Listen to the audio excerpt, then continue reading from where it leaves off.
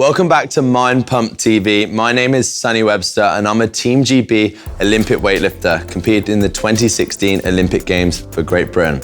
Today, I'm gonna be teaching you guys how to do setup for overhead squat and then how to execute the movement correctly. So the first thing when it comes to learning how to do an overhead squat in snatch grip is working out where our grip should be in terms of how wide it is. Now, there's not necessarily one set rule on where your grip should be because a lot of elements come into play depending on lockout position, long torso, arm length, etc. But as a general rule of thumb, what you can try doing, okay, is making a 90-degree angle with your two arms and then placing the PVC pipe in the hand. That way, when you come up and overhead, you should be roughly where your hand should be for snatch grip. Now, without moving our hands, what we can then do is line that up to the bar, and then we can take our grip on the bar. So what we're gonna do is we're gonna use the marks on the bar as a guide from where our hands is, based on where we were on the PVC pipe. Now, when the bar's overhead, what I'm looking for is that my hands are set up before I even take the bar out the rack, and then we're taking a full grip on the bar, and then we're gonna press the bar up into our overhead position. Now, what I'm looking for here is that the wrists are sat back, elbows are externally rotated, okay, so that bar is over the crown of the head. Now, what we need to do from here is set the feet just slightly outside shoulder width with toes turned out. And then from here, to initiate the squat, you're gonna squeeze your bum and bend the knee as you go down into your bottom position. The whole way into this bottom position, you want to think about keeping your torso pointing at the wall in front of you and knees tracking over the toes so the lower back remains nice and flat. And then to finish the movement, we're squeezing the glutes to make sure all the major joints are underneath the bar.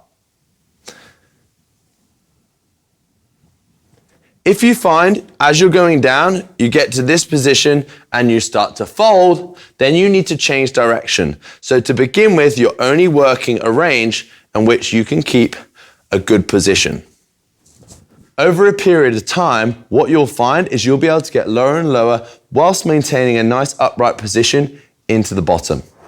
In terms of the key technical areas to focus on when you're doing the overhead squat is making sure that your foot position is just slightly outside shoulder width and the toes are slightly turned out. Now, I'm feeling the weight right down through the middle of my foot. If anything, I would say I'm 55% in the toes, 45 in the heels, okay? Just so that weight's over the midfoot. And what I don't want to happen is the heels to be popping up at all throughout the movement. So making sure you're staying in flat feet throughout that range. If you do struggle with this, with your ankle mobility, what you can always do is you could place some little weights underneath your heels to help raise them, which should enable you to sit deeper into your bottom position.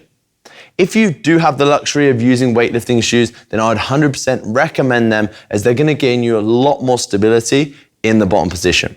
The second most important technical cue that you want to be focusing about when you're doing this overhead squat is making sure that you're letting the wrists sit back when it's overhead. So what you'll see here is what I don't want to happen is the wrist to stay flat, because as you'll see, looking at me from the front here, my arms make a U shape instead of a V. So by letting the wrist sit back in this bottom position, okay, the arms are in a much more solid lockout position, and therefore we're gonna be a hell of a lot more stable when the bar is overhead.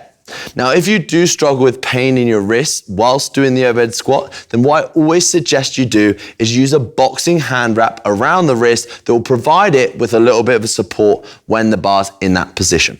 So in terms of how often and the amount of reps you want to be doing when you're doing this exercises, I'd always suggest that you do this exercise as the first one you do when you get into the gym to make sure you're warming up the full range of motion.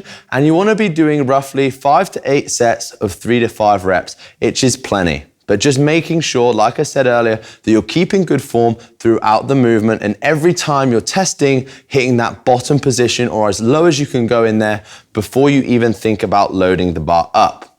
Now, as a general rule of thumb, for me, you should be able to overhead squat for 3 reps, whatever you can snatch. If you can't, then I don't think you should be throwing the bar over your head at speed because you haven't developed yet the strength and the stability to do it without that speed element. So I hope you guys enjoyed the video. The next step after you've mastered the overhead squat is to then do the snatch balance, which you'll find in the next video. One thing to remember though, whenever you're practicing this overhead squat, is that you go for form and full range over weight. Only once you've got the full range do you start adding the weight.